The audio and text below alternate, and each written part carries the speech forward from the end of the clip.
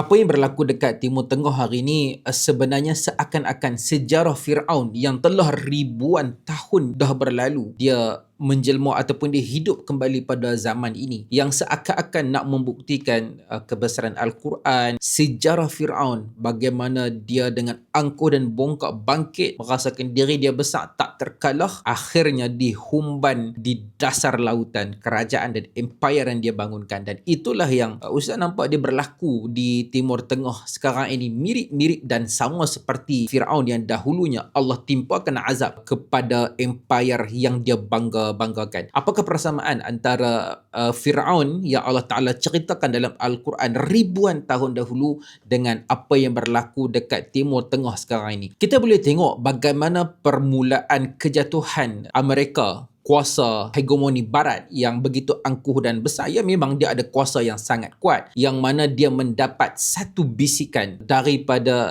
Israel ataupun daripada Benjamin Netanyahu untuk menyerang Iran kerana dikatakan ada nuclear weapon. Mana kalau kita tengok pada permulaan kejatuhan Firaun, ketika mana Firaun tu dia mimpi apa? Dia mimpi akan ada satu lelaki yang akan menjatuhkan empire-nya. Kerana dia mimpi itu, so dia rasa macam apa benda aku mimpi ni terlalu menjadi curiosity yang sangat tinggi. Dia bertanya kepada ahli sihir dia, penasihat dia. Dia mengatakan bahawa akan datangnya seorang lelaki, yang mana seorang lelaki ini akan menjatuhkan kerajaan hang yang sekarang ini yang tak terkalahkan, yang berada di kemuncak pemerintahan dan kegemilangan.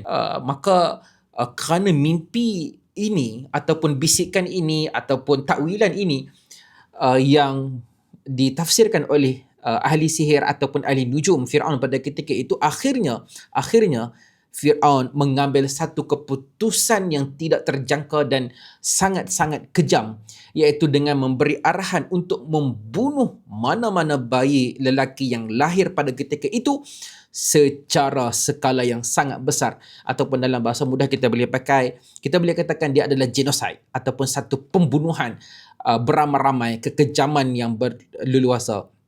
Dan ini mirip berlaku kalau hampa tengokkan peristiwa yang berlaku dekat Amerika ketika mana Trump mendapat bisikan siapa? Bisikan daripada Benjamin Netanyahu. Kerana bisikan, apa yang Bibi itu dia bisik kepada Trump, dia mengatakan bahawa pada takwilan Bibi mengatakan Iran ini bakal mengancam dan meruntuhkan kita panggil empire kuasa barat, yang mana mereka boleh mengancam kedudukan Israel di Middle East. Dan hasil kerana bisikan itu, kerana ketakutan itu, bayang-bayang dan kebimbangan yang tidak berasas, dan kita pun telah tahu yang bahawa Iran, kalau dalam isu semasa ni, Iran telah terbukti dan berkali-kali dibuktikan bahawa tidak membangunkan nuclear weapon untuk dengan nuklear yang dia ada itu, dia bukan untuk tujuan persenjataan, tetapi bagi tujuan menjana tenaga untuk kegunaan masyarakat. Tetapi kerana ketakutan itu, maka tindakan yang diambil oleh Trump sama seperti tindakan yang diambil oleh Firaun, dengan dia pergi membuat escalation ataupun membuat genocide, membunuh orang yang tidak bersalah, seperti mana Trump tomahawknya yang pergi menghentam sekolah di Iran yang telah membunuh ratusan kanak-kanak yang tidak bersalah. Dan juga Israel, Benjamin Netanyahu telah membunuh bayi-bayi yang tidak berdosa, dan kanak-kanak yang belum sempat membesar pun telah dibunuh. Ya, sama seperti genosid yang berlaku pada zaman Firaun. Dan mereka ni tidak bersalah pun. Maka inilah bermulanya kejatuhan, ketakutan dan kebimbangan yang Allah Ta'ala tiupkan kepada sesiapa sahaja yang Allah nak gemparkan, nak tunjukkan kekuasaan dia. Maka Firaun, Trump, walaupun mereka kita nampak berada di atas puncak kuasa, mempunyai tentera yang sangat besar. Hampa tengoklah dekat Asia ada, dekat Middle East ada, tetapi mereka berada dalam ketakutan yang sangat. Iran pun hampa tengoklah terang mana pun mereka takut. Maka datanglah Allah Ta'ala hantar satu manusia yang mulia bernama Musa, dan bersama dengan rakyat jelata, rakyat kebiasaan kebanyakan, yang akan meruntuhkan empire yang mana mereka ni tak ada persenjataan canggih pun, dan mereka ni tidak ada orang kata apa, ada F-15 ataupun teknologi-teknologi yang luar biasa sekalipun nuclear weapon, mereka tidak ada. Kerana itulah rakyat biasa yang mana Iran dia adalah kita panggil underdog yang tidak terjangka oleh Amerika, yang pada perkiraan awal Trump boleh datang dan membunuh pemimpin-pemimpin tertinggi Iran dan kemudian mereka akan runtuh dan bertukarnya rejim, seterusnya mereka akan mengambil alih Iran, dan itu tidak berlaku. Sebaliknya, Allah Ta'ala menghantar Musa dan rakyat turun ke jalan menuntut keadilan, menegakkan apa yang hak dan sepatutnya rakyat itu dapat dan menghalang segala kezaliman, genosida yang berlaku. Dan itu berlaku sama seperti Nabi Musa alaihissalam yang membawa masyarakat yang beriman untuk lari daripada wilayah kezaliman, untuk selamatkan diri, untuk membela keimanan, untuk menegakkan seruan daripada Allah Subhanahu Wa Ta'ala. Turun di jalanan Nil.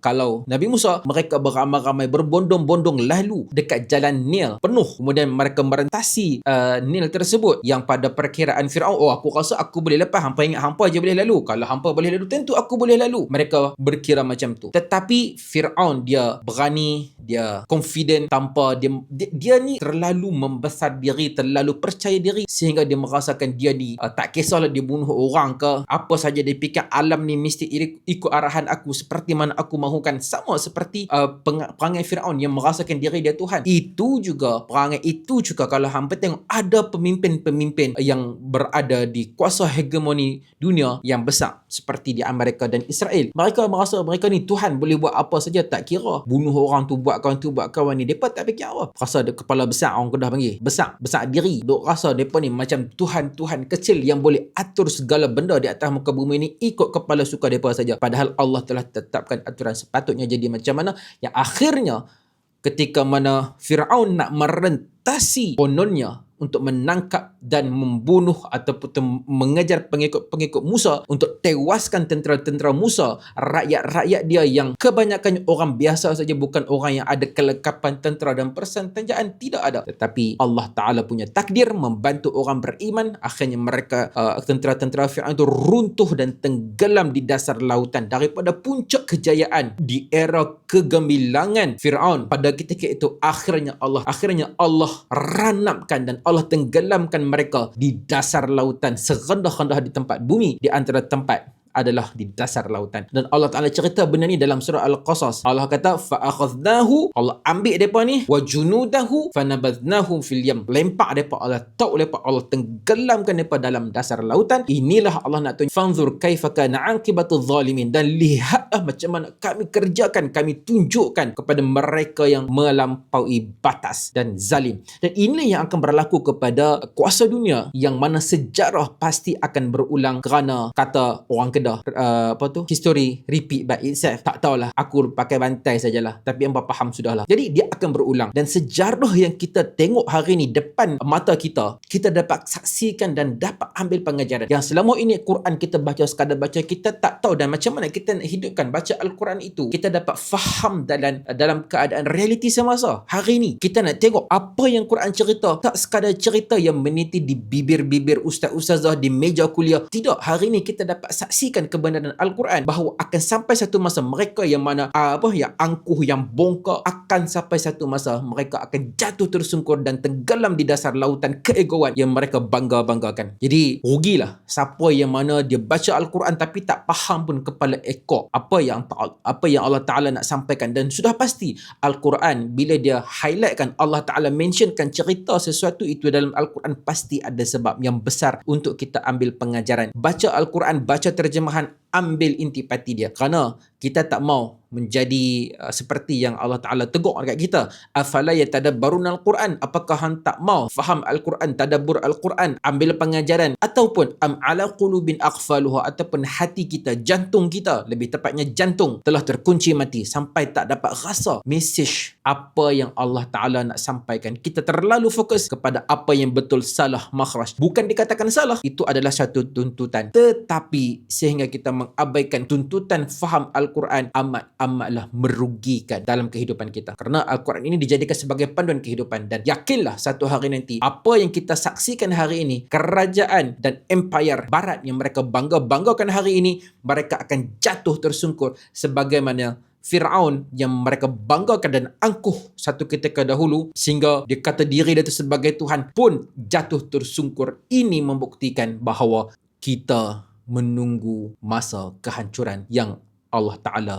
janjikan. Jadi nanti kat situ ada banyak lagi kisah-kisah dalam Al-Quran yang mana kita baca dan kita nak kaitkan dalam kehidupan kita, keluarga kita, isu semasa dan segala permasalahan harian yang kita ada. Al-Quran ada solution. Dalam kita punya sesi Story in the Quran, banyak ayat-ayat Al-Quran yang kita ambil pengajaran dan kita kaitkan dengan kehidupan untuk menjadi panduan dalam kita menjalani kehidupan sehari-harian. Rugi lah kalau hampa tak join. Quran sekadar dibaca, baca tapi tak tahu kepala ekor, rugi. Kita tak berpeluang merasai kesempatan kemanisan ayat-ayat Allah, mukjizat Allah Subhanahu wa taala.